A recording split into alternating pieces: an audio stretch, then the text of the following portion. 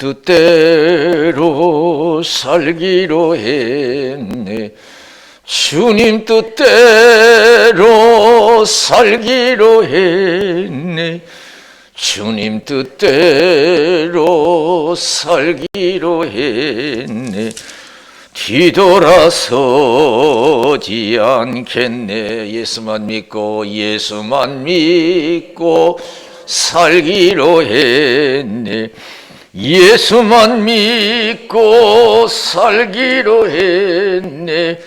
예수만 믿고 살기로 했네.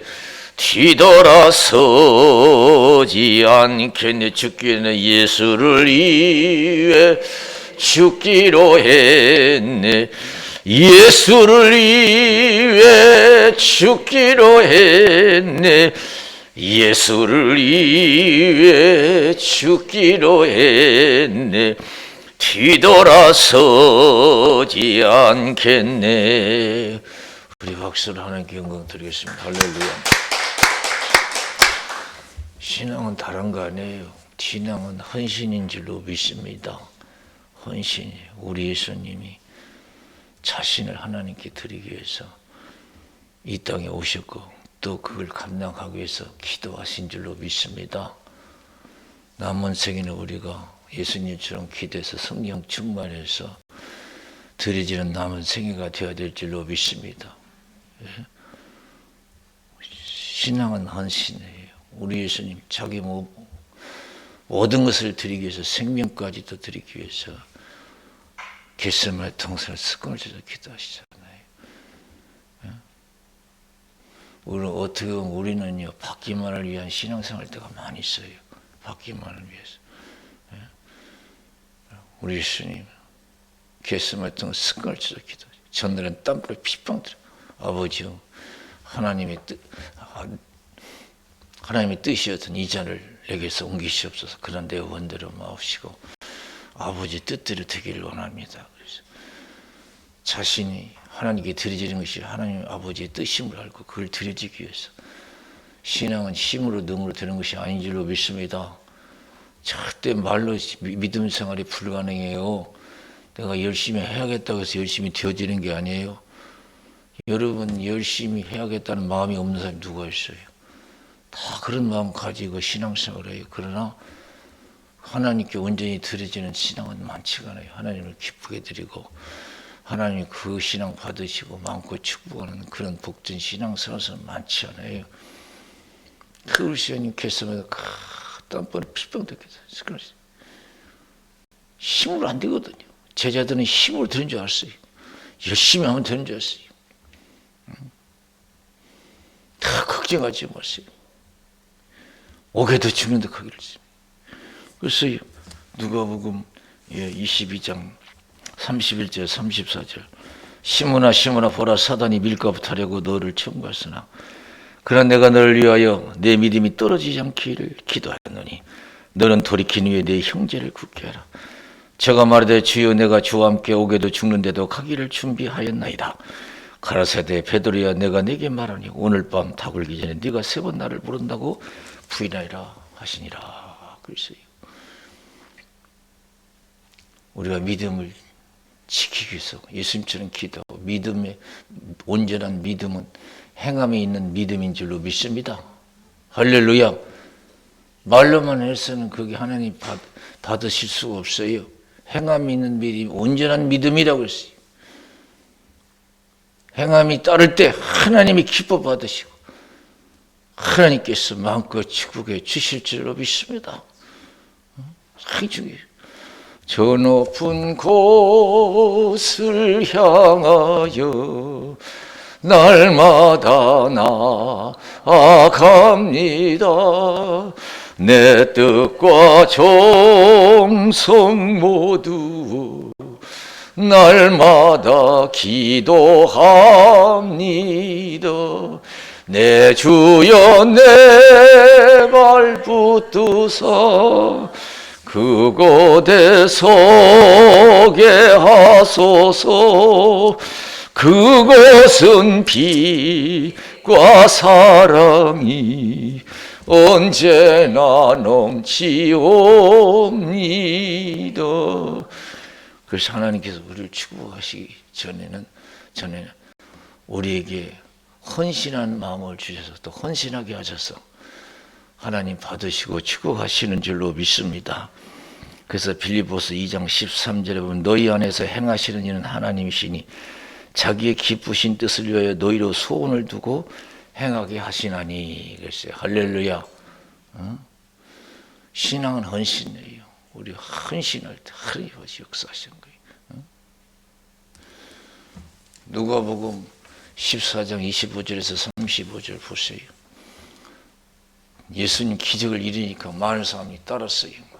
그러니까 예수님께서 돌이키면서 누구든지 나를 따라오리든 자기 부모와 처자와 형제와 자매 및 자기 목숨까지 미워하지 않으면 능히 내 제자가 될 수 없고 자기 십자가 지지 않는 자 능히 내 제자가 될 수 없다. 모든 소유를 버리자면 능히 내 제자가 될 수 없다고 했습니다. 주를 위해서 여러분 모든 걸 포기할 수 있는 사람이 진짜 예수쟁인 줄로 믿습니다. 참 크리스찬인 줄로 믿습니다. 주님 앞에서 내가 드리지 못한 아까운 것이 있다면 참 그리스도인이 아니에요. 주님 앞에서 내 아까운 것이 뭐가 있습니까? 성경에 보세요. 하나님의 사랑을 입은 사람들은 주님 앞에서 아까운 것이 하나도 없어요. 자기 목숨까지도 아까운 거 없었어요.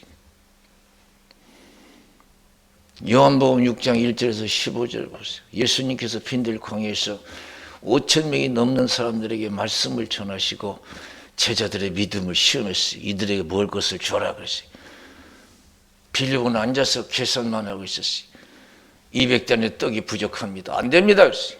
그러나 안드레는 어린아이가 써가지고 온 보리떡 5개 물고기 2마리 가지고 나왔어요. 5,000명 중에 가진 것은 보리떡 5개 물고기 2마리예요. 그걸 예수님께 드렸을 때 예수님은 기뻐 받으시고 축복하시고 5,000명을 배불리시고 12번을 거두는 역사가 일어난 줄로 믿습니다. 보리떡 5개 물고기 2마리 같은 적은 인생이지만은 우리가 성령 충만해서 하나님께 드려지는 그러한 여러분 신앙만 된다면 우리를 통해서 여러분 부족함이 없는 역사가 일어날 줄로 믿습니다. 하나님의 영광이 나타날 줄로 믿습니다. 이 시간에 내가 하나님 앞에 아까운 것이 뭐가 있나 한번 생각해요.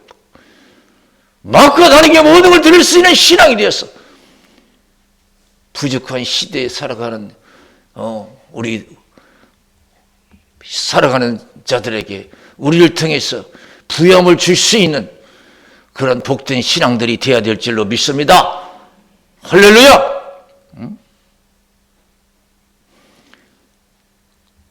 주를 위해서 아낌없이 드릴 수 있는 신앙은 하나님이 기뻐 받으십니다. 그래서 기드온 300 용사가 나오는 거 아니에요. 7년 동안 미디안 군대에 어려움을 당하고 있을 때 하나님께서는 기드온을 통해서 이스라엘 백성들을 구원해내요. 군사를 모집하라니까 32,000명이 모였어요. 하나님 뭐라고 해서 32,000명에게 내가 맡기면 니들이 잘났다고 해서 이긴 줄 안다. 안 된다. 전쟁터에 나가기를 두려워하는 자, 죽기를 두려워하는 자 다 돌려보내라고 했어요. 22,000명이 가서 만 명도 너무 많다 이게. 내가 시키는 대로 하라고. 냇가로 데리고 왔어요. 그냥 무릎을 꿇고 물을 마시는 사람, 그 다음에 손바닥으로 물을 떠서 개처럼 하려는 사람, 이 300명. 이 사람은 오직 전쟁을 위해서 살고 죽을 각오가 돼 있는 사람이에요. 우리 예수 믿는 사람은 주를 위해서 살고 죽을 수 있는 각오가 돼 있어야 될 줄로 믿습니다. 로마서 14장 7절 8절 뭐라고 했어요? 자기를 위해서 사는 법도 없고 자기를 위해서 죽는 법도 없도다 그랬어요. 살아도 주를 위해서 살고 죽어도 주를 위해서 죽나니 사나 죽으나 우리가 주의 것이로다 그랬어요. 할렐루야. 우리가 주를 위해서 살고 죽을 수 있는 신앙만 된다면 여러분 부족함이 없는 역사가 일어날 줄로 믿습니다. 풍족한 역사가 일어날 줄로 믿습니다. 시편 34편 10절에 뭐라고 했어요?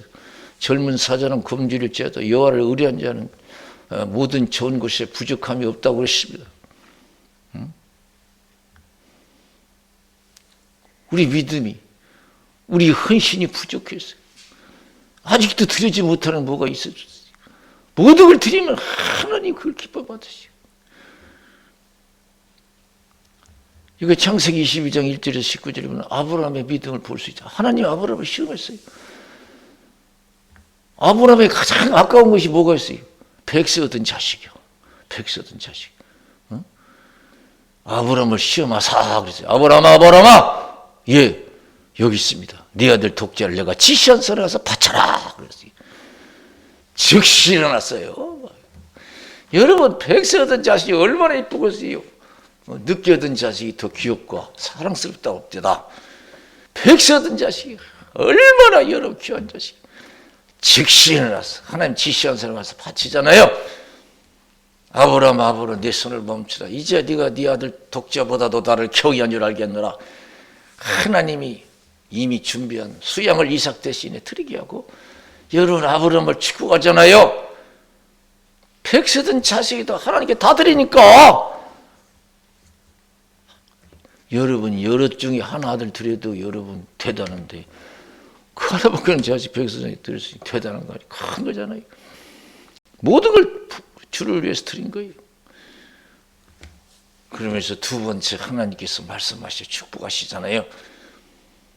네가 네 독자를 아끼지 않았은즉 내가 너에게 큰 복을 주고 내 자손을 하늘의 별과 같이 땅의 보로 같이 축복하리라. 내가 너를 이렇게 축복하는 것은 내 말을 준행하였습니다. 그렇습니다. 주를 믿는데 신앙사인데 아까운 것이 있어서는 아니 될 줄로 믿습니다. 두려운 것이 있어서는 안 돼요. 두려운 것이 있어서 아까운 것이 안 돼요. 다 해야 돼요.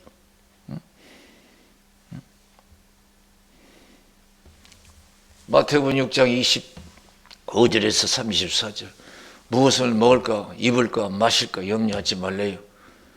공중의 새를 보라 들의 백합화를 보라 심고 거두지 않아도 하나님 먹이시고 길쌈 수고 아니해도 하나님 아름답게 입히신 자 너일까 보냐. 믿음이 적은 자들아 너희가 염려한다고 해서 키를 한 자나 더 할 수 있느냐.